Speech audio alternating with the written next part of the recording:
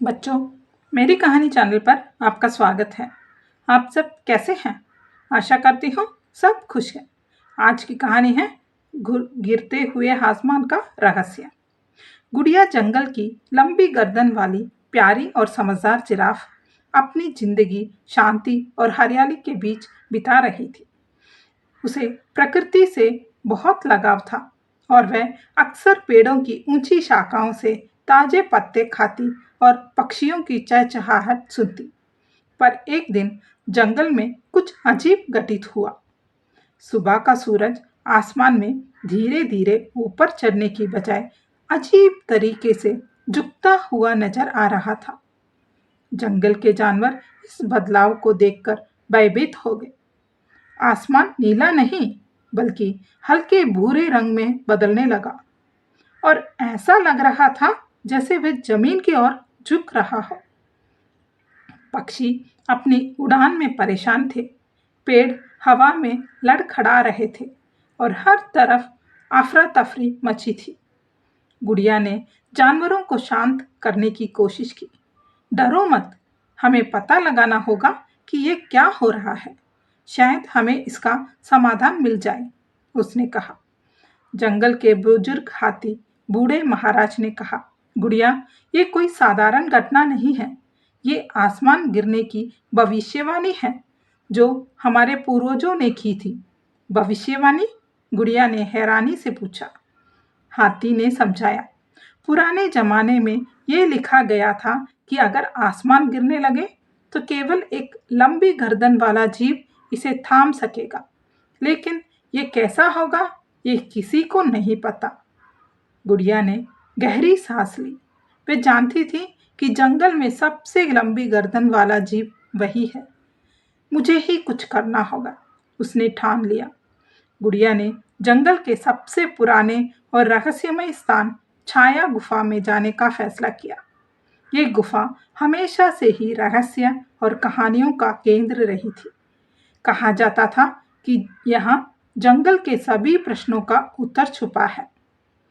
गुफा के अंदर अंधेरा और सन्नाटा था, लेकिन पत्थरों की दीवारों पर हल्की सी रोशनी चमक रही थी।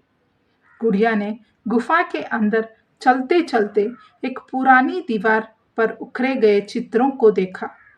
उन चित्रों में एक जिराफ दिखाया गया था जो अपनी लंबी गर्दन से आसमान को थामे हुआ था। चित्र के नीचे एक संदेश लिखा था, जब आसमान झुकेगा तो साहस और बलिदान ही उसे थाम सकेगा।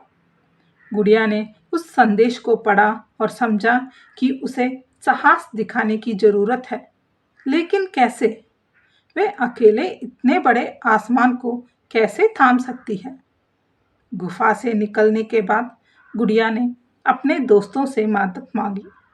तोता टिकी ने कहा, तुम्हारी ताकत अकेले काफी नहीं होगी, हमें पूरे जंगल का समर्थन चाहिए। कछुए ने अपनी बुद्धिमानी से कहा, आसमान को थामना का मतलब है केवल अपनी ताकत का उपयोग करना नहीं, बल्कि सभी का साथ पाना। हम सभी एकजुट होकर तुम्हारे साथ खड़े होंगे।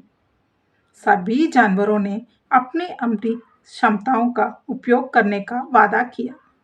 हाथियों ने बड़े पेड़ों को अपने सूंड से खींचा और उन्हें गुड़िया के चारों ओर खड़ा किया ताकि उन्हें सहारा मिल सके।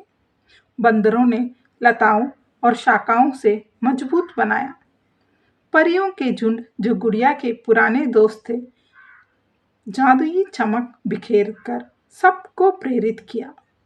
जंगल के हर कोने से जानवर इकट्ठा हो गया। सबकी आंखें गुड़िया पर थी। गुड़िया ने अपनी लंबी गर्दन आसमान की ओर उठाई और पूरी ताकत से उसे थामने की कोशिश की। आसमान का झुकाव थोड़ा रुक गया, लेकिन ये काफी नहीं था। गुड़िया को महसूस हुआ कि वह इसे अकेला ही नहीं रोक सकती। मुझे और मदद चाहिए, उसने सभी से कहा। जंगल के जानवरों ने अपने दिल से एकता और साहस का आह्वान किया। उनकी सामूहिक ऊर्जा और विश्वास ने जादू का रूप ले लिया। परियों ने अपनी जादुई शक्तियों का उपयोग करके आसमान को हल्का कर दिया। धीरे धीरे गुड़िया ने अपने गर्दन से आसमान को थाम लिया और उसे वापस अपनी जगह पर खींच दिया। जब आसमान फिर से नीला और स्थिर हो गया तो जंगल में खुशी की लहर दौड़ गई। जानवरों ने गुड़िया की बहादुरी और नेतृत्व की तारीफ की। बूढ़े हाथी महाराज ने कहा, आज हमने देखा कि साहस और एकता के साथ असंभव को भी संभव बनाया जा सकता है। गुड़िया ने मुस्कुराते हुए कहा, ये सिर्फ मेरी नहीं, हम सबकी जीत है। आसमान को थामने के लिए मेरी गर्दन की जरूरत थी, लेकिन इसे उठाने के लिए हम सभी के साहस और समर्थन की जरूरत थी। उस दिन से जंगल के जानवरों ने मिलकर एक ऐसा समाज बनाया जहां सभी एक दूसरे की मदद करते और संकट के समय एकजुट रहते। और जंगल में फिर कभी ऐसा संकट नहीं आया, लेकिन अगर आता भी तो जानवरों को पता था कि उनके पास गुड़िया जैसी दोस्त और उनका अटूट साहस है। ठीक है बच्चों, अगली कहानी पर फिर मिलेंगे। तब तक के लिए खुश रहो और खुशी बांटो।